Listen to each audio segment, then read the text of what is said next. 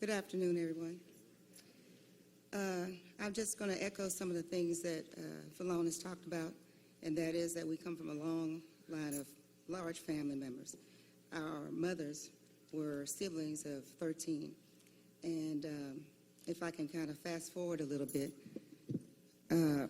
my aunt she lived in Houston, and she would always talk about being there and not having any of the siblings close to her. So my mother decided to move to the Houston area back early 80, 81. And so we came to Houston, and we were all excited that we could have somebody close to us, because the only time we really would see each other is like during the holidays or when people would travel to visit my grandmother. Long story short, I mean, we didn't have a whole lot, but we always had each other. And we always were taught that, we could always bring other people into the fold. Always, no one should ever go home without having a meal or having food. And so that's how, as he talked about, my aunt was someone in the community that everybody, they called her Miss Sissy. And all the kids loved to come over there.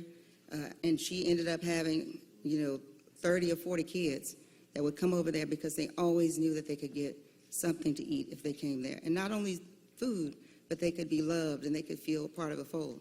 So we were raised to always welcome people in and to embrace other people.